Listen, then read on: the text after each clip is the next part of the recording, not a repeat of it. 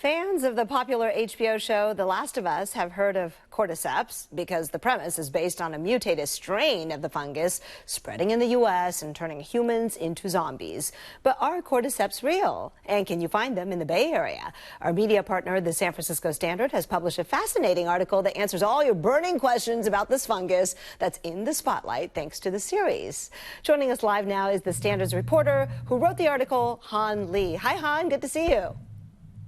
Hi, Kristen. This is such a fun one. It seems like everyone is watching HBO's The Last of Us, where a fungus called Cordyceps turns humans into zombies. The turning humans part is fiction, but Cordyceps are very much real, right? Yes, Cordyceps is real, but don't worry, I want to put it out first. So Cordyceps would not turn human into zombies. So don't worry about that. But what's the crazy part is actually Cordyceps will turn the smaller insects like ants into zombie-like creatures, right? Controlling their mind, controlling their behaviors, spreading the spores, right? So, I mean, this is part of the nature. It sounds crazy, but it is happening for thousands of years. And in Chinese, Cordyceps means 冬虫夏草 or 虫草. It's a really commonly used Chinese medicine. I'm pretty sure you heard of this before. I have, although don't ask me to repeat it. But exactly what is it? Like, where is it grown? Is it naturally found? Tell us about it. Yeah, so Cordyceps, there are different types of them, right? So when we talk about the Chinese medicine version, it's normally the Tibetan Cordyceps, which are grown in high-level, high-altitude areas like Tibet. But there are those Cordyceps in the tropical area, you can find them more easily, so their prices are more affordable. Okay, so speaking of prices, that means you can buy them. You looked in where folks can get their hands on Cordyceps in the Bay Area, and it turns out, like so many things, Han, you can find them in San Francisco Chinatown, right? Yes, in Chinatown, there is a store called Chongchao City, which literally means Cordyceps City. So they're specialized in selling different versions of Cordyceps, but mostly it's for Chinese medicine, which means they're from Tibet, right? And they're really expensive. So the nicer version of it, they can cost about 30,000 per pound, which is super expensive. But there are different types of Cordyceps, as I just mentioned. There are more affordable ones. You know, you can find in a tropical area or those mushroom store there in the more affordable prices. Okay, but what do they do? Like, what are their qualities, the health benefits that they confer?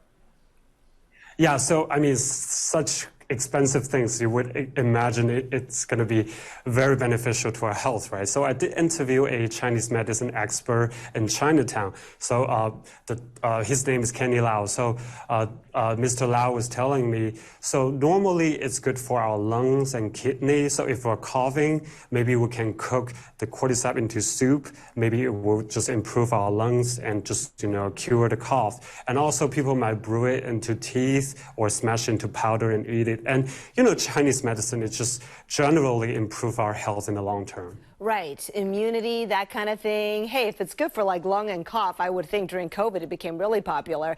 And also with the show, do you know if Kenny said that their sales have gone up since the show came out?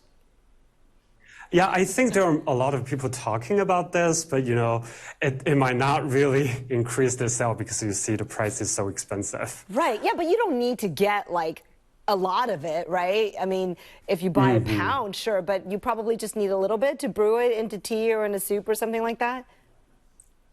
Yeah, so normally in Chinese cooking, the soup, maybe people just put a little in the soup and just boil it for maybe several hours and drink the soup, right? So you don't need to put a lot in one serving of the soup, just maybe a little. And also the Cordyceps are dry, so it's very, very lightweight. That's why it sounds super crazy, but if you're actually getting 1 pound of them, it will be a lot. Oh, yeah. Okay, so have you tasted it?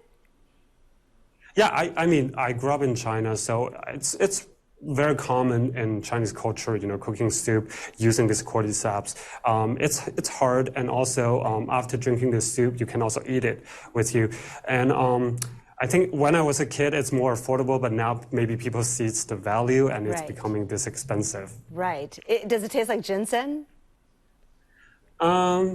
A little bit. Maybe it's no longer have taste if you cook it for like hours in the soup, of right? Course, of course, that makes sense. Han, thank you so much. That was very fascinating stuff, and I don't think you watched the show, right? I don't, but now I want to check it out, and you should too, because now we got to see what they do supposedly with cordyceps in the show. So anyway, I appreciate it, and folks should check out Han's article at the SF Standard's website, sfstandard.com, and also for their other original reporting. We'll be right back.